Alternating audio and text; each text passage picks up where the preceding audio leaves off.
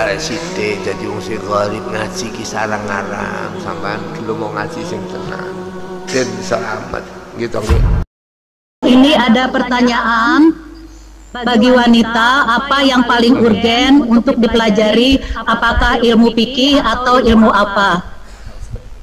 Dari siapa nih yang bertanya ya? Ulin, From Ulin dari DWP mana? Bismillahirrahmanirrahim. Kalau urutannya ilmu tentu satu itu ilmu tauhid ya, ma'rifatullah, ngerti tentang Allah. Kalau dalam ilmu tauhid, kalau sosial ya pilihannya memang fikih. Fikih itu penting karena aturan mainnya jelas, meskipun agak-agak transaksional tapi aturan mainnya itu jelas. Misalnya begini ya, suami itu wajib mencari nafkah, istri wajib taat. Aturan mainnya itu jelas. Kalau misalnya takdirnya istrinya kaya, suaminya pengangguran, itu paling tidak barokahnya hukum itu suaminya tahu diri gitu. Sudah pengangguran terus ngawur itu kan barokahnya diwajibkan itu kan suami punya akhlak gitu.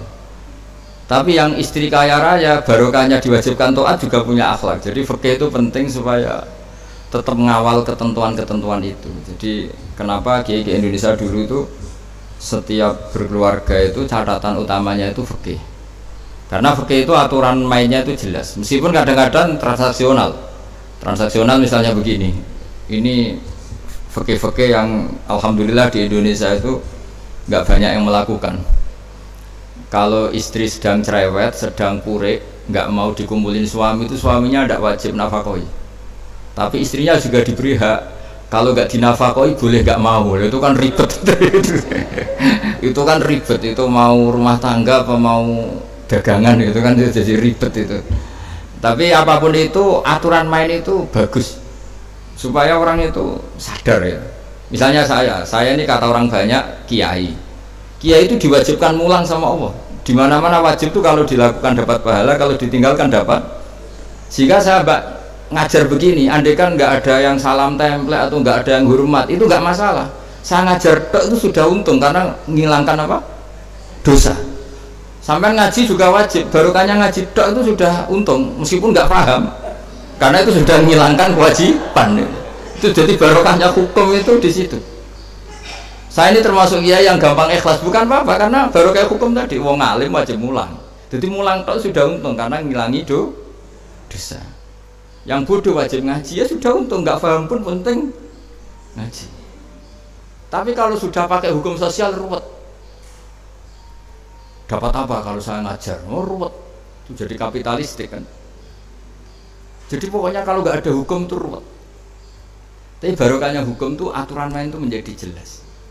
Maka kalau tanya apa yang didahulukan ya setelah tauhid lulus itu ya ilmu apa? Fikih. Kayak tadi tetangga itu wajib baik sama tetangganya yang lain. Itu kalau atas nama Allah itu mbok kayak apa jengkelnya kita tetap baik. Karena dengan baik ini sudah untung dapat pahala dari Allah Subhanahu wa taala. Tapi kalau pakai hukum manusia tonggo mesti jengkelin, dibalas jengkelin. Oh kan ruwet.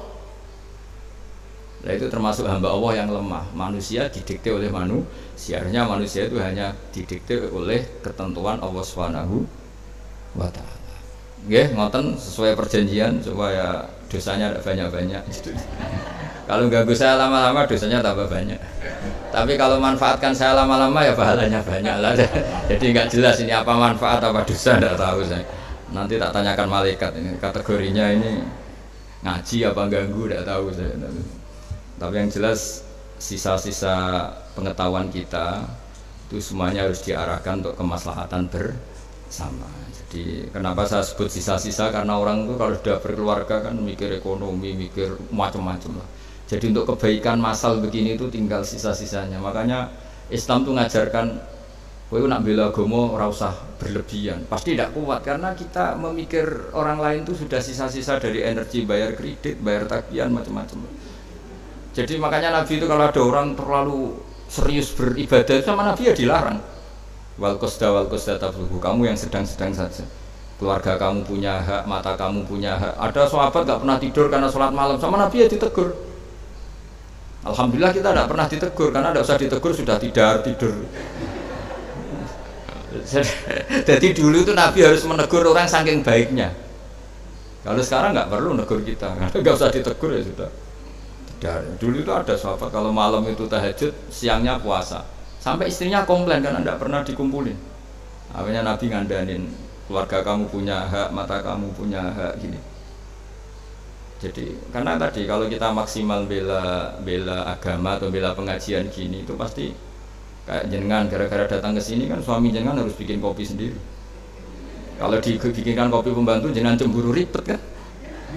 jadi ya sudah itu kalau misalnya pengajian tiap hari bisa berabe kan. Makanya jangan lama-lama, jangan sering-sering. Biasa aja jadi sedang aja. Nggih, ngoten nggih kula tak terusno watifah kula. Assalamualaikum warahmatullahi wabarakatuh.